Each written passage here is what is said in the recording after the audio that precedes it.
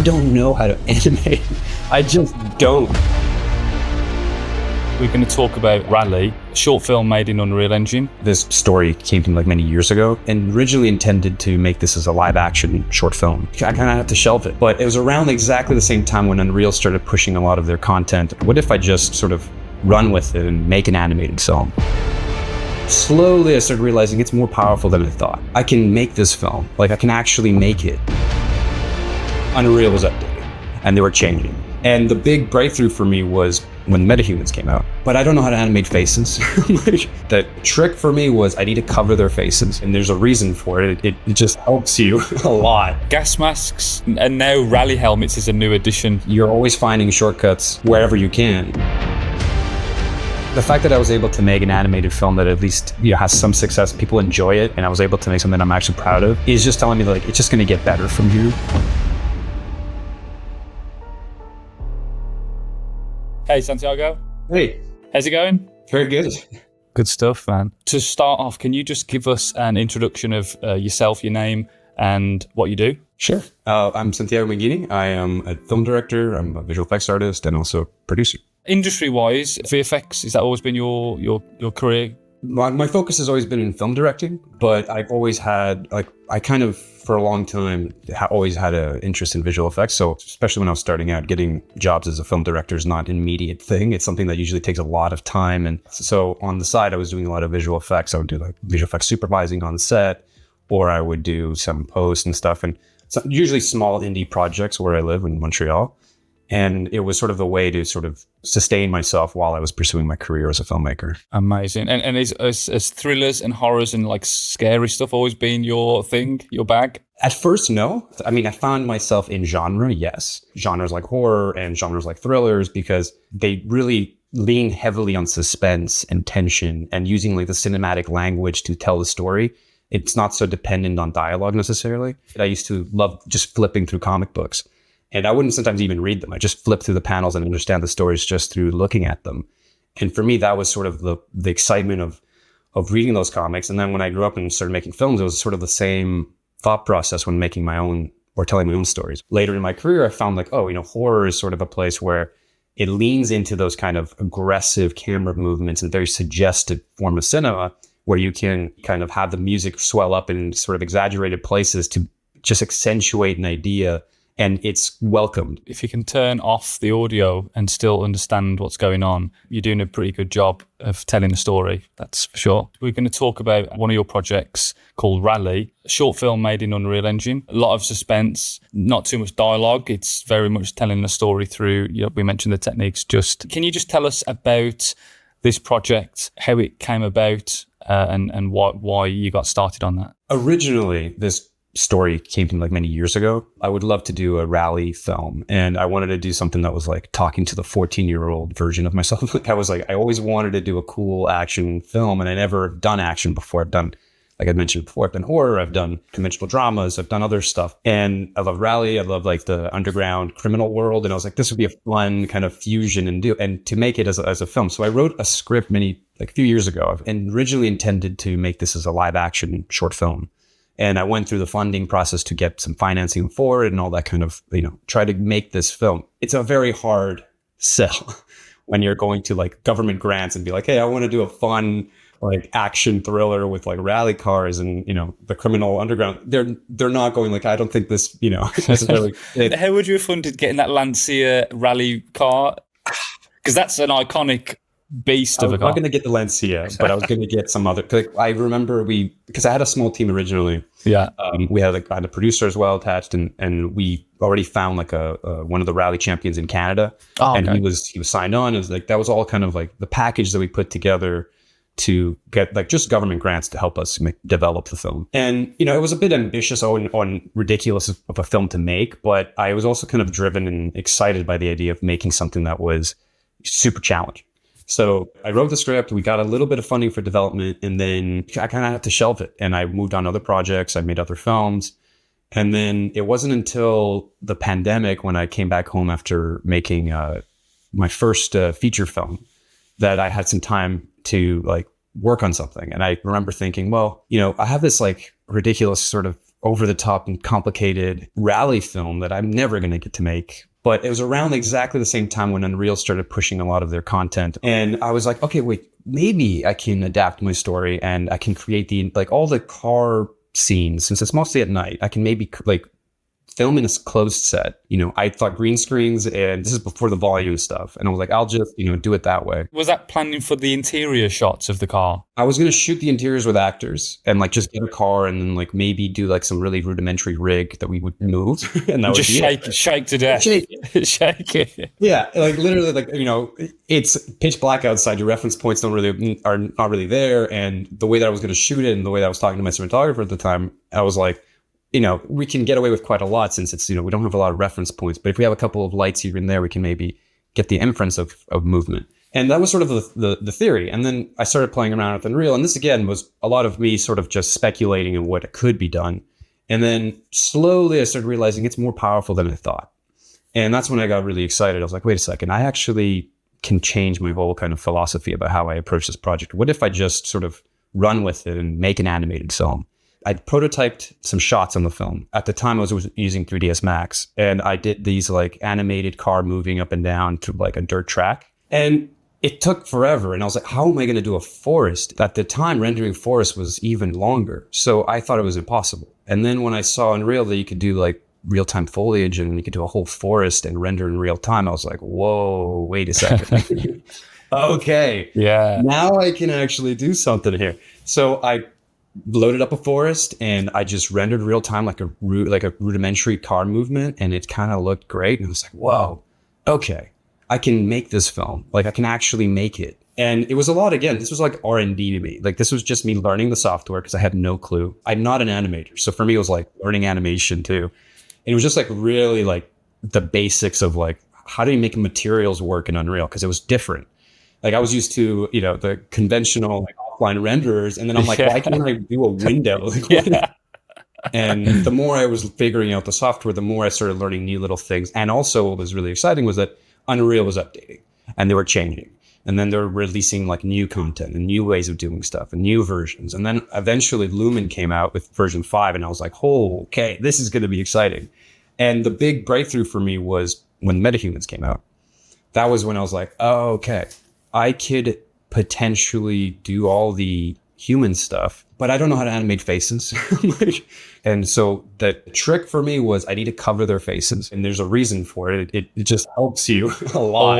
Always. Like I said, gas masks and now rally helmets is a new addition, which is great. It works amazing. I was like, I got to emote with the one thing that I know it can be very emotive is the eyes. So I'll just focus on the eyes. Because eyes are really tricky, right? To get that. Yeah. A lot what I would do is sometimes I'd turn on my webcam and just sort of look at myself. I record, myself doing the action and just use that as a reference. And then I'm like, okay, the timing is not right or whatever. Usually my shots were pretty within 3 to 4 seconds sometimes. And I think that helped a lot. And I usually kind of, the decision I made was for the film, a lot of the character moments were kind of limited to tight close-ups or whatever it might be. Just kind of, I try to do the rule of applying constraints to myself just so that I could get the end result I needed.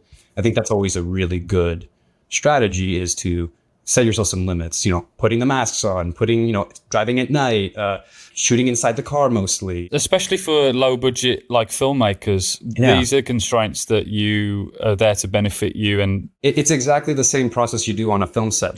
You're always finding shortcuts wherever you can. Definitely. For the look of the film, one of the benefits I have is that I've made films, several films outside of Unreal before, physically shot on set, and understand the theory of cinematography. And I also know a lot of really great cinematographers. So for the film, when I started, I kind of took the principles that you take when you make any film. What is the first steps? Normally, as you talk to cinematographer, you're what are we trying to make it look like, right? There's a mood board you sort of assemble. So I assembled a mood board. What lenses maybe you want to shoot this in? What format? All those kind of questions I started asking myself. And then sure enough, I made myself a lens kit. I was just like I would do in a real set. I was I'm shooting everything in spherical lenses. I'm not going anamorphic. I'm going to make it dirty. I want to sort of make the image more imperfect because Unreal is very clean and sharp. All these sort of little rules are sort of my my look rule. And I would apply that then to every shot that I was doing. And additionally, I would do the same thing with like how I composed shots and how I lit shots and everything. I would take the same approach. It's like, okay, the saying of like, try to shoot it as if you're like physically there. Definitely. True. Like if the camera doesn't fit, like maybe that's going to look weird. Like imagine you had to be in the car with them and like, where would the camera be? Or does it make sense that the camera's mounted where it is? Or like you just kind of set it as if you were there. It kind of helps ground it. Obviously, there are places where you can break from that, but when you're using Unreal Engine, many people we speak to say we just jumped in and we kind of got shots as we were in the environment because it's a really, it's like almost being on set. You can explore. Yeah. What was it like for you, Santiago? I love to do first like crude storyboards, and then whenever possible, since I have a VFX background, I would do previs just as a way to communicate to the crew very clearly what my vision was, and also as a way to test my edit beforehand. And I love to do previs. Like I know that that's what you guys do as well. I think it's a fundamental tool to the filmmaking that is so effective and so powerful. And I would encourage any filmmaker to do it if they can, because it really does elevate your filmmaking in the end, because you have a trial run before you're even on set. And then even if you're on set and things change, you have the fundamentals down already because you've tested ideas and you were able to explore without the cost of like time and money and everything else, like to the scale of like the immediacy on a film set, which is chaos, right? The reason also I was so interested in even learning Unreal was because of that previs element. I was like, I could do what I normally do is shot composition and like quick animations, but now there's a lighting element. For me, that was like the way that I got into Unreal was sort of like that motivation to just learn the software for that side of my filmmaking. And then quickly I realized, it fits this project. And, it took off with Rally. In Unreal, I kind of run through my storyboards and I sort of quickly mock up my camera where it belongs. And I sort of just do super crude blocking, get a sense of where things go, which is the same thing as what you do in a film set. You go into the actors, you talk to them, be like, where are you moving? You're moving over here. Okay, so I think the camera could go over here. Oh, you know what? It would look better if like you're not against the window. Let's get you over here. And like, all this sort of stuff that you do on a film set, it normally happens like 15 minutes before you shoot. Now you're like doing it in Unreal. The benefit of Unreal is that you can actually just like export, like done, like export, bring it into an editor, like offline. For me, I use Resolve and I just test it and I feel the pace and I feel the rhythm of it. It's like, okay, this shot's taking too long, or this actually doesn't work, or I'm missing a sense of space. I need to go in wide or whatever. And that's sort of like iterative benefit of being able to do things in animation is that you can iterate very kind of relatively quickly. I've been in countless situations where I'm in post for a film that I shot and I go, why didn't I shoot the close up of the guy's hands? Or why didn't she just turn around right here? Yeah, man. So it's, that's the benefit, but also it can be, you have to be careful because you can pursue perfection forever. Yeah, definitely. So was there anything that you were kind of planning for the short film in the previous stage that where you got to and thought this is going to be a tricky shot? Yeah, I think there's like many shots, but there's one that's like you never expect, which is kind of the funnier thing to talk about. Because the opening sequence, there's a moment where the hostage, gets brought into the trunk of the car. I'm like, I don't know how to animate. I just don't. Like, if you'll notice, also at the beginning, my first scene is like super stiff. And one of the reasons is like my first thing I've ever animated. That one sequence of like, how am I going to get from one car to the other was just killing me. And it scared me. I'm like, how am I going to do this? And I couldn't figure out. Eventually, thankfully to the edit, I was able to cut around it. I was able to go to close-ups of their faces reacting and using that as a way to avoid showing it. So I would animate just enough to communicate what I needed, and I was out. Was it a motion capture? Was it hand animated? Was there any use of motion capture at all? Most of the entire film was either like very crude, simple hand animation or some Mixamo asset. So I sort of just chose sort of the easiest path, if you will, which ironically was hand animating. Nice. Now, today I would do it differently. Today I would do it with motion capture, but software and things are always evolving, and everyone looks back and go, now we've had this tool, I'll do it this way. Always the way. Like when Metahumans announced the metahuman animator, I was like, oh man, where were you? Yeah, always happening. What kind of references from movies did you kind of look at and chuck together, if any? Like for me, it was mostly like for example, like the film Drive, the opening scene of Drive is fantastic. It's like tense.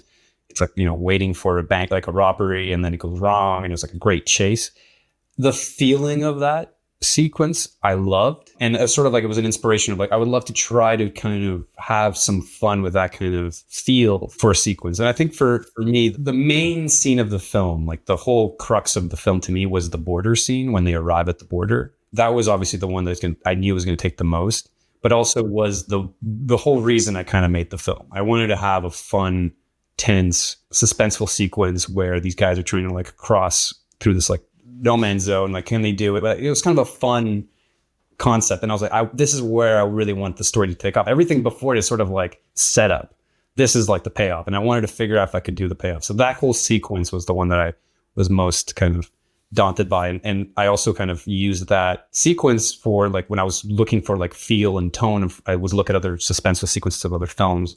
And I would kind of try to say like, what am I missing? Like, why does that sequence feel so great in this film? Like, oh, they actually took a pause here and they sort of let the elastic band kind of, be stretched, and it's sort of like the suspension grows. And, if I just kind of give myself those beats, they can actually add a lot to the scene. So it was more of that kind of theory of like inspiration as opposed to like, I want this shot. Talking of like assets and putting together the worlds and environments, what was your go-to libraries for things? For me, the biggest one was like, how can I build this forest? Like, and thankfully in Unreal, it's actually rather easy to make forests. You just need a couple of great assets of trees and you can immediately sort of build it out. But I used actually one plugin, I think it's called PLE, Procedural Landscape Ecosystem, which was a plugin that I think is still available. It's amazing. It's sort of like very optimized for games, but at night with the dark setting, it's like looks fantastic. So I used that for a lot of the setups, like quick setups of my locations, and then I modified them from there. Like the car itself was originally an asset that I got like years ago. I just got like a Lancia Delta and I modified it black, and that was like my first core piece, but it didn't have a good interior. So I had to model the whole interior, but I wanted the interior to feel like a cockpit of an airplane. I wanted to feel sort of really over the top and like a little bit rugged, but sort of like futuristic and sci-fi at the same time. So I modeled all these buttons and pieces and a little bit analog vibe to it. So that probably took me the most time, just building the feel of the interior, because I knew I was going to spend so much time there in the story. I saw a lot of comments on this short and people saying, oh my gosh, nighttime vision goggles whilst driving. That is a stunt in its own. That's absolutely insane. Was that always a nighttime setting for this? Yeah, I was watching these rally videos and be like, these people are out of their minds. Like, insane. This is amazing. I love it. And I just was obsessed with it. And then I remember seeing a lot of nighttime footage. And I'm like, this is so scary. Like, I love this sort of like the idea of like, what if you're driving in a place that you're not supposed to? Like, what would that be like? And then I immediately just went to the next step. Like, how do you do it where no one can see you? And then it was like, oh, how would you do that if your headlights? And I'm like, oh my God, of course you like night vision goggles. And I'm like, oh my God, that'd be so great. And then it was just sort of like a natural sort of like one thought process led to another. And I'm like, oh, criminal underworld, night vision goggles, these mercenaries sort of like go out and do this create kind of creep like this job in the middle of the night. And for me, the original kind of thought was I would love to make a film about just the process of being those people. Like the story is just about these people who are really good at what they do. And that was the vibe. It's like, what happens to these people when they're just like, you have some of the best, but things go bad. When the AMP went off and they were stuck, it was like heart pumping, like what the heck are they going to do?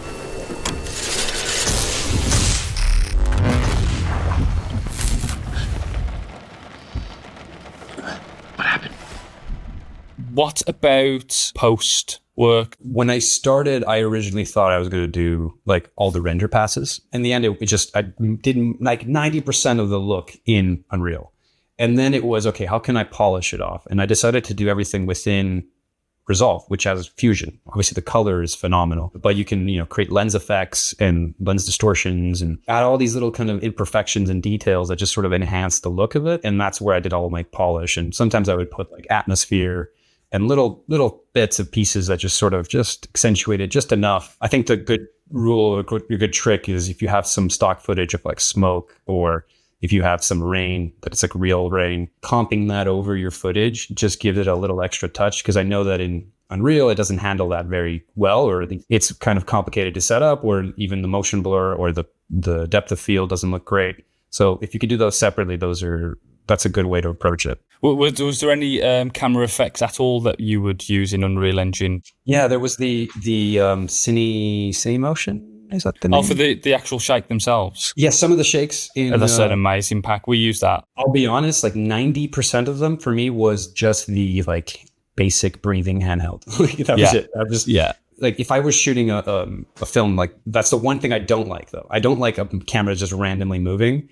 But in Unreal, you kind of need it. And because I was in a car and because it was like this tight kind of claustrophobic space, it kind of felt like you would be a handheld person like in the car trying to film these guys. So I thought, okay, that I'm justifying it through my like rules that I built on. So it didn't feel like wrong to do it. But yeah, that plugin is fantastic, and I would preach to anybody who uses Unreal to get it. You mentioned, knowledge of cinematography, your background in VFX. How did you approach the lighting in cinematography, in Unreal Engine itself? I took like certain like real rules that I normally apply to when making any film, but I also went like to a cinematographer, a friend of mine who's a cinematographer, and I've done a couple of short films with. And I was like, hey, how would you light this scene? Like, what would you do? I made a version, for example, there was the parking lot scene. I had an initial version of it, which was very different color palette. So I went to him like, hey, I have this sequence. Like, what do you think? What would you do? And immediately he was like, well, turn off half of your lights and maybe, rely more on side lighting or backlighting, and then maybe try, finding depth in your image. Of course, like this is what you do naturally on set. Like, why am I not doing it here? And I would have a session where I just open up Unreal, and sometimes he would be with me, or I would call him and be like, hey, what do you think of this shot? And he'd be like, oh, just try shifting it over a little bit. And I'd compose with him, and I'd have all of a sudden these epic looking shots that are just needing a little bit of love. So if you're working on something and you have a cinematographer friend, it doesn't hurt to just call them up and be like, hey, any suggestions on how you would do it? Making it a perfect image imperfect. What are your kind of top few tips to add on? For this film, the stuff that I loved was I wanted to give like a pretty dirty image. There's certain shots in the film that have like a wet lens. Normally, you would never do that. And I was like, I wanted to actually feel like the camera is getting affected by the rain and the weather. So one of the things I did was in post, I would add drops on the lens with like distortion on like the droplets, where you have just a little bit of the sense of this like dirty image.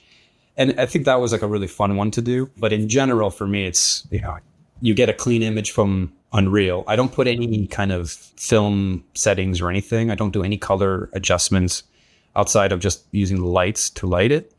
But when I bring it into like Resolve, I tend to, apply very basic kind of like my go-to stuff, which is like imperfections. Like I do a lot of like vignette blurring and some basic vignetting depending on the shot. I do like lens distortion, if the appropriate to the lens. Like not every lens needs lens distortion. A little bit of chromatic aberration, which is a go-to, but just a little bit, don't overdo it. A little bit of halation, if appropriate. A little bit of glows and kind of softening the image. Again, like, and in one case, I think for our film, we even applied like a master blur on the whole thing. And then I put like film grain on top of all that. I think I skipped over the way that the car is animated. Was it you driving around on a pad, or was you on paths? What was that setup like? I was able to, put a chaos vehicle rig on my car and just drive it down the road. And then I have all this great animation. And I recorded my like playthrough, and then I have that recording, and I can then look at it and try to find a great angle or a great shot from it. And that's what I did. So all the driving is just basically me playing like a video game. One of the kind of big breakthrough for me was like secondary kind of animation. Like, when your character is like, moving to the motion of the car. And I was like, how am I going to do the secondary kind of like, he has the primary, he has to drive. But if the car's turning physically, he would be moving with the inertia. And I didn't know how to do that in Unreal. But thankfully, they released they have the experimental physical control, I think it's called, or physics control, which is basically kind of a blueprint where you can have secondary motion on your characters. So you pick your joints, and you can actually have like just that little extra movement. So all the car interiors where you see them kind of shaking around is basically just me rigging the character, adding those components in, and then moving the base. And then you have this like secondary motion, and it works. No way. Like it works great. But the only thing was at the time, that system didn't work when you had an actual moving car. It would work with rotation, but wouldn't work with like physical movement. So the trick was I would do in a real set, I'd green screen my car, do my little animation moving, and then I would do a camera pass of like driving down the road, and then I'd comp it together, and like you'd get the result. So a lot of cheating and tricks and stuff that helped kind of get the result I needed. Sound design process, what was that like? How did that layer on like when you saw it with a passive sound, like, well, that just changes things or adds so much? Because sound is 50% of the film. incredible. Yeah. I did. Yeah. The whole film from the beginning had no sound, but I always had sound in mind. So for example, so much of the story comes through in like the hearing the guy in the trunk, which we don't see, right, necessarily.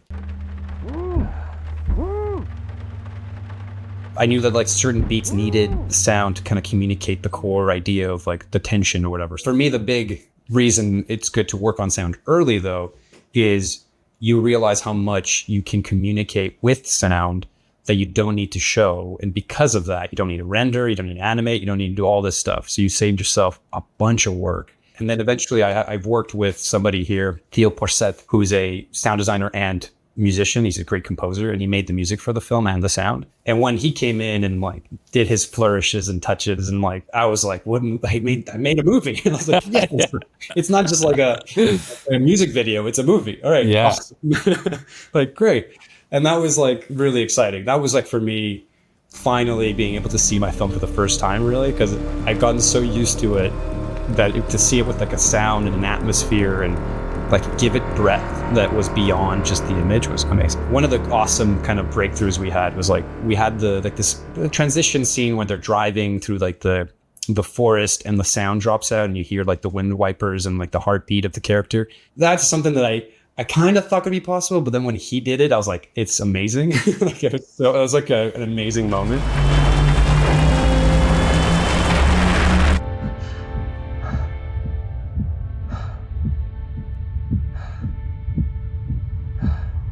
Like sometimes you need those people to just bring in something fresh, something new, and it's always special when you have like a good collaborator.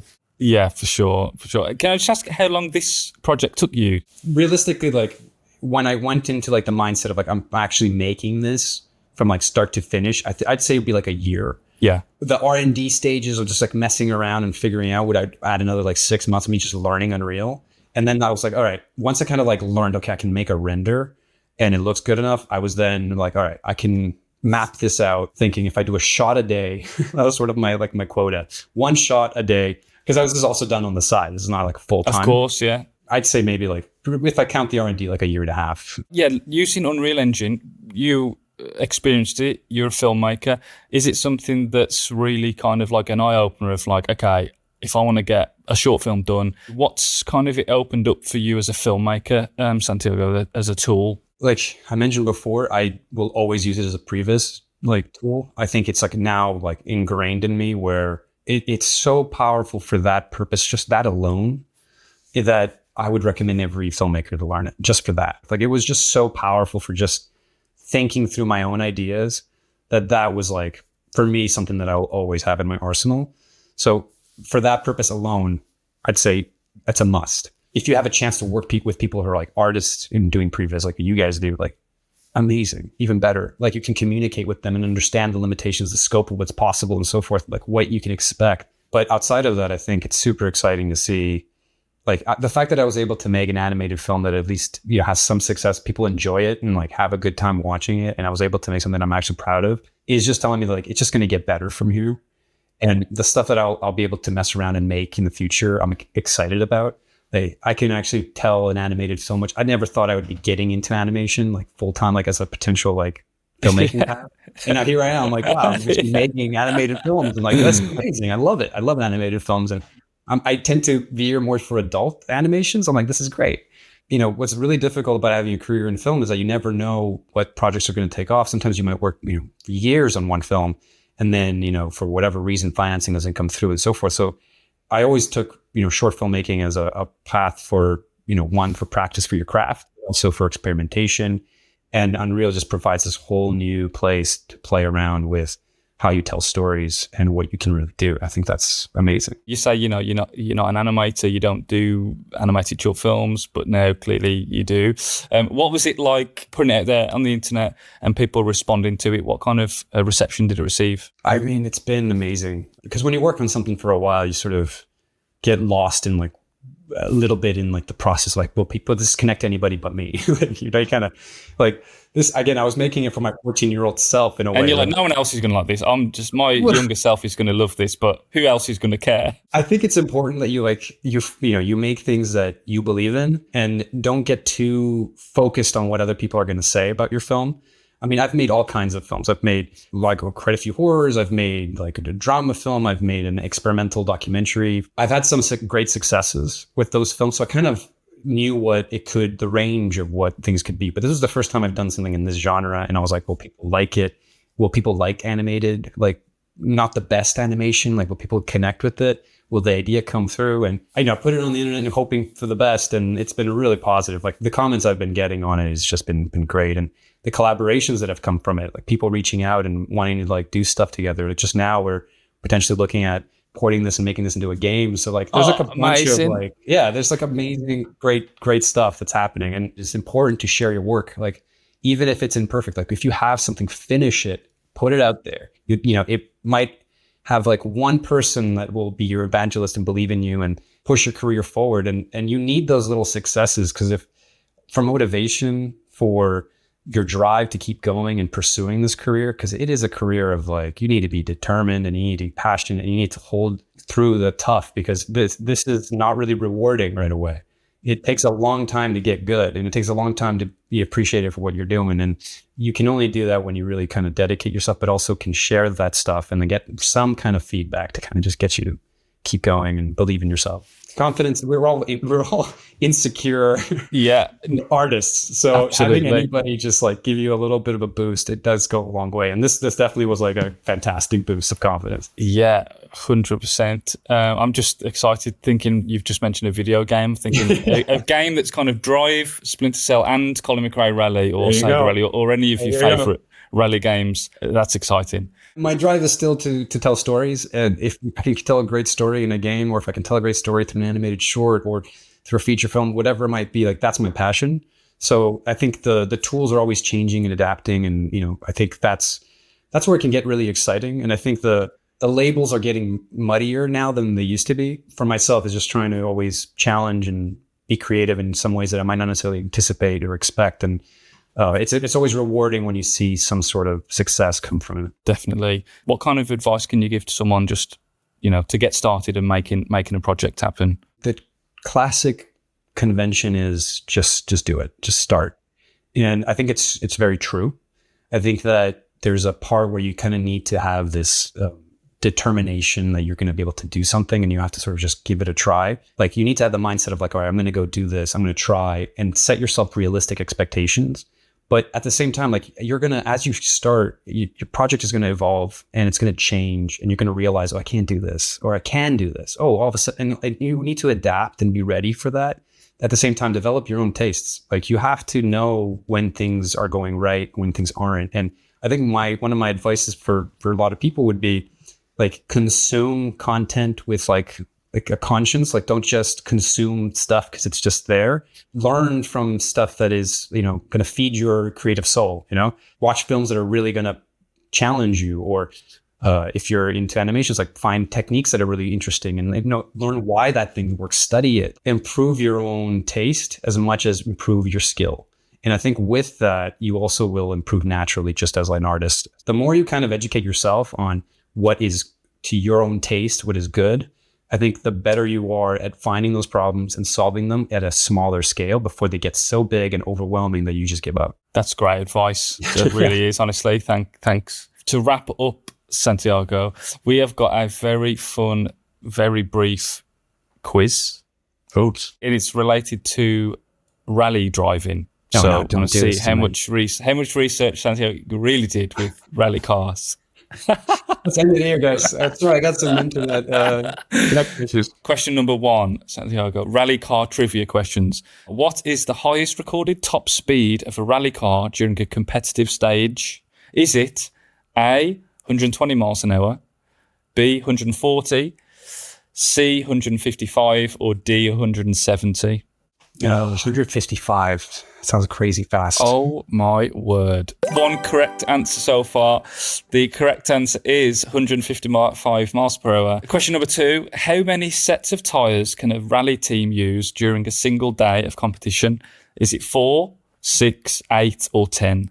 8. Answer is 6 sets of tyres are commonly allowed for a rally day. Again, I'm going to go for the uncommon days. That's oh, in that case, you're correct. Okay, so question number 3. What is the world record distance for a rally car jump during a competitive rally stage? Is it 40 metres, 58 metres, 69 metres, or 77 metres? meters. We're talking meters? 40. That sounds wild. Apparently 69 metres, and it was achieved by Sebastian Loeb in Finland. That's insane. That's insane. Question number 4. How much fuel does a World Rally Championship car typically consume per 100 kilometres during a stage? Is it 25 litres, 40 litres, 60 litres, or 75 litres? I'm going to go down the middle here. 40? Apparently it's 60.